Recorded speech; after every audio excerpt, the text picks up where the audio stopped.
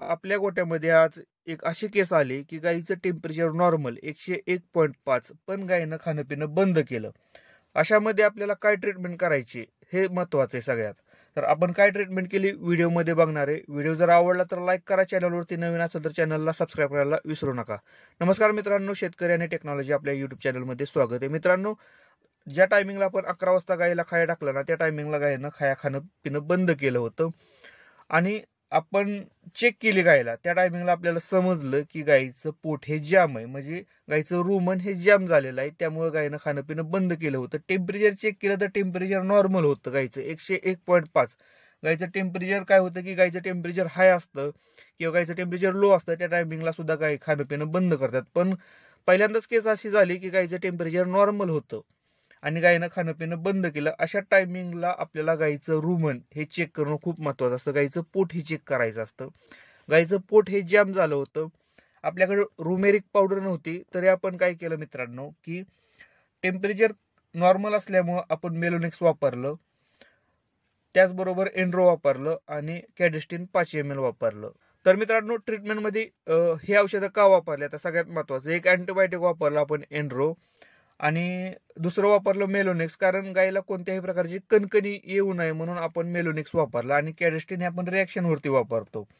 आणि त्याचबरोबर काय केलं की मेडिकलमधून मी लगेच रुमेरिक पावडर आणली. की रुमेरिक पावडरचा फायदा असा आहे की ज्या टायमिंगला आपलं पोट हे खराब होतं ना मित्रांनो, त्या टायमिंगला आपण इनो पितो की गाई आपलं पोट हे साफ होण्यासाठी. इनो आपण प्रत्येक वेळेस इनो पितो किंवा सोडा पितो, कारण आपलं पोट हे साफ होण्यासाठी.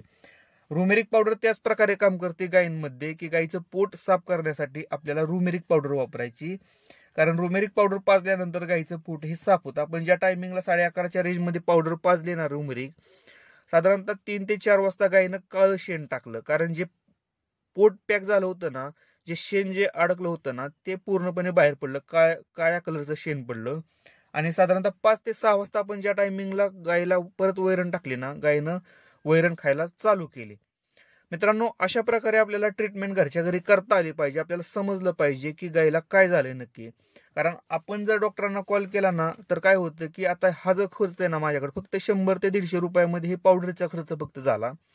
आपण जर डॉक्टरांना बोलवलं असतं ना, तर कमीत कमी 500 ते 1000 रुपयापर्यंत हा खर्च गेला असता गायीवरती. आणि गायी रिकव्हरी सुद्धा लवकर होत नाही, त्या आपल्याला माहिती आहे की अशा टायमिंगला. तर मित्रांनो, आपल्याला समजलं पाहिजे की नक्की गायीला काय झालंय. नॉर्मल टेम्परेचरला आपल्याला ट्रीटमेंट करणं खूप गरजेचं असतं.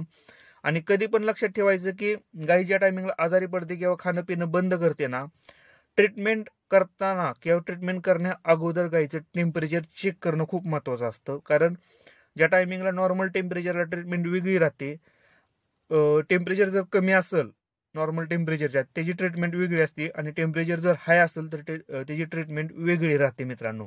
कारण आपण जर खाणं पिणं बंद केलं आणि डायरेक्ट ट्रीटमेंट जर केली ना, तर मित्रांनो गाय दगावण्याची शक्यता राहते. त्यासाठी सगळ्यात पहिल्यांदा टेम्परेचर चेक करून आपल्याला ट्रीटमेंट करायची आहे. मित्रांनो, व्हिडिओ जर आवडला तर लाईक करा, चॅनलवरती नवीन असेल तर चॅनलला सबस्क्राईब करायला विसरू नका. धन्यवाद.